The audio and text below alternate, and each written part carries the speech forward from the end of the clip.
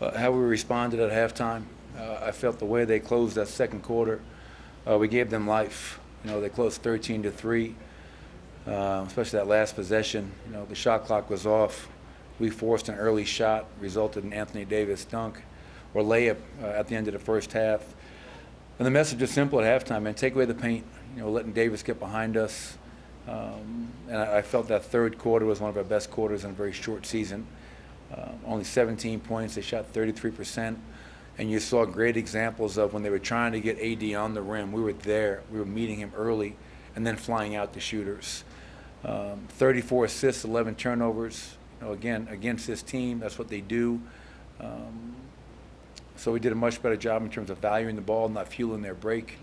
And then 35 points in transition. We had some great examples, especially in that third quarter when our defense was flying around, led to easy offense. Obviously, hopefully KCP is okay. Always scary when you see one guy go down like that, but he's able to come back and join us on the bench, so we'll have to see where he's at tomorrow. That's what I was going to ask. Do you have any idea of where that's it? Not yet. I mean, honestly, I talked to the players, talked to the staff, and came out here. I haven't even talked with Steve Short and the training staff. I talked to him on the bench when he came back out. He wanted to go get a tape, but just wasn't feeling good enough to go back out there. I thought Bruce was great tonight.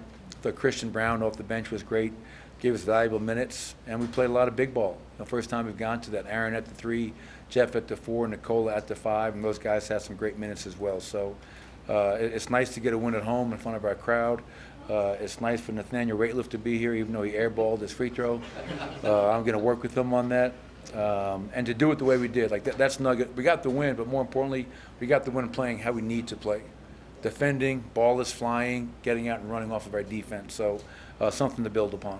Coach, you mentioned Bruce. Wow, I like that. As they have a little, you come in. All right. I was there Well too. played, well played, well played. You always talk about versatility with Bruce. I'm just curious how that was on display with him tonight. Well, he's been our starting 1. He's been our starting 3. He's been a backup 1, 2, 3, 4. His shooting, his ability to move without the basketball. He excels in transition. Not afraid. He guards. 18 points, 5 rebounds, 4 assists, 2 steals. That's just a typical Bruce Brown night. So I know I've said this quite a few times, but so thankful that we were able to sign him in free agency. I think he is just a huge part of what we're trying to do here. Coach, I asked you pregame about Nicola's aggressiveness. Where do you think that was? He was great. 12 of 17. He shot the ball 17 times. Obviously 0 of 4 from 3, but I like that he kept on shooting it. When he becomes a three-point threat, make or miss, that opens up so many things behind it. Obviously 1 assist shy of a triple-double, 13 boards, got to the foul line 7 times. And they went at him early, picked up that quick foul on AD. And I think after that, Nicole did a really good job of being active, 4 steals. He's got some of the best hands I've ever been around. His anticipation, he breaks up so many plays. But I thought his defense was really good tonight as well. So a great night by a great player. Coach, one of the most impressive things about Christian is his defensive discipline. When you put him out there, how do you see him as like a rookie being able to guard like he does, regardless of who's in front of him? Well, I think you can talk about a lot of things in terms of how are you, what constitutes a good defender. I think the biggest part of it is the will, the want, and he wants to. Like he's switching on to LeBron James. He's a rookie. He was in college last year, hanging out at frat parties, and he's out here. He's not afraid. And he's going to get scored on. He's going to make mistakes, but every opportunity, man. He's in like an advanced program right now. And he's excelling. That's the best thing about it. He doesn't look like he doesn't belong.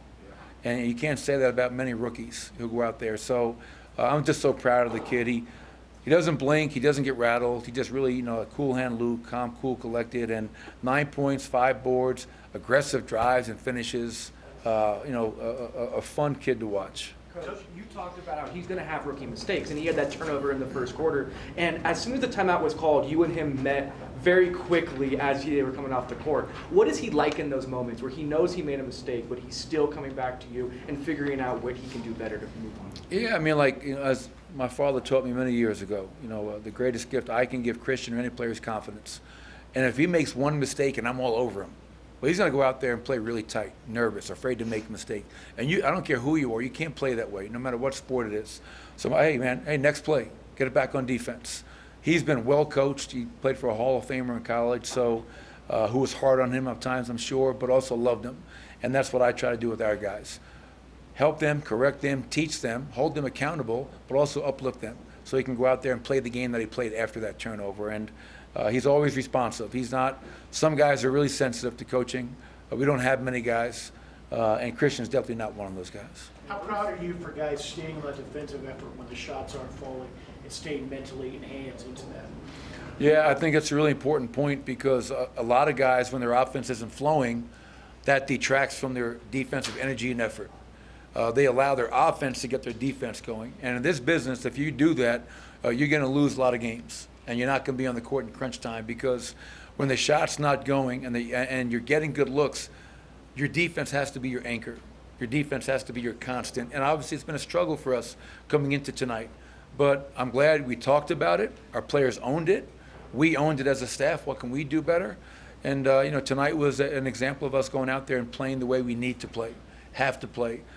Offense is humming, not humming. Your defense, if you can hold teams to 99 points, 44 from the field, 26 from three, you're going to give yourselves a chance to win a lot of games. Everyone's going to look better when they're playing with the starters because there's more talent, but Bruce does seem to be a high-level connector for that unit.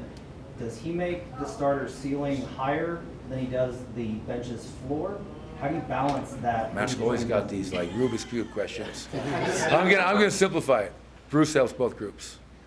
Bruce in the starting lineup. We went and won. We beat Golden State. We won tonight. Starting 1, starting 3. Off the bench when he's out there with the bench unit, he's a guy that can help both units. And I think your question is which is more valuable? I don't know. And I think right now Michael didn't play tonight. Jamal's not going to play every night. So some nights Bruce will be out there as a starter. Some nights he's going to be a key guy off the bench. And as I mentioned, even before we started this season, Matt, even if he doesn't start, I think he's going to be out there to close a lot of games. He's just that valuable on both ends. And he's been, for a guy that's only a 5-year pro, he's a very seasoned veteran, it seems. Do you expect MPJ to be good for Friday? I do. He he texted me this morning. He was feeling good. Had a little bit of a back spasm in that Portland game, but he's been getting treatment. He looked good today when I was watching him work out. Tonight really was, if we needed Michael to play, he would have played. He could have played. This is us trying to protect him a little bit, make sure, all right, big picture, 82-game schedule. Let's try to do right by him and his body and his health. As Jamal works his way back into form, up to speed, do you and the team have messages for him? Is it more of a laissez-faire and trust approach? Just curious what it's like with you and him right now. Yeah, it's a lot of conversations. I could tell in that first quarter he was really down on himself, really frustrated. Shots that he's seen go in time and time again aren't going in for him right now. And I just walked over to him in the huddle, gave him a big hug. I said, hey, man, big picture. I believe in you. I love you. I know who you are. And I know where you're going to be at some point. I don't know when, but I know you're going to get there, and I'm going to help you get there. And I'm going to ride with you during the tough times. So the biggest picture really is just patience. Like, we're going to help you get through it. That's why in that second half, it was great to see him make a few shots. Take a deep breath, relax, play the game, have fun. I don't want him living and dying with every shot. Just keep on playing. Like, tonight he was 6 for 15. He had 6 assists, 4 rebounds, and he's just going to keep on rounding himself into form. Any specific mechanics to work on with Ratliff? Well, I'm just trying to get on the stage with him. Yeah, I went to see him in Copenhagen this summer, saw him in Red Rocks once again. We hang out at the Skylark once in a while. If you're ever in the neighborhood, stop by. You can buy us a drink, not the other way around. But no, I tell you, he's become a dear friend, big fan of his music, but also really big fan of who he is as a man and his story and everything he's been through. As I leave here, last night, proud dad moment, got to share it. My first senior night, Mountain Vista Volleyball, my oldest daughter, Caitlin Sr., being there with my wife, and they won. They beat the number 2 ranked team in the state, 5-set thriller. Long night. I wasn't watching LeBron last night. I was watching Mountain Vista, and Caitlin, my oldest, and Bridget, my youngest, kicked ass. Very proud of them. So that's my proud dad moment. Appreciate you listening.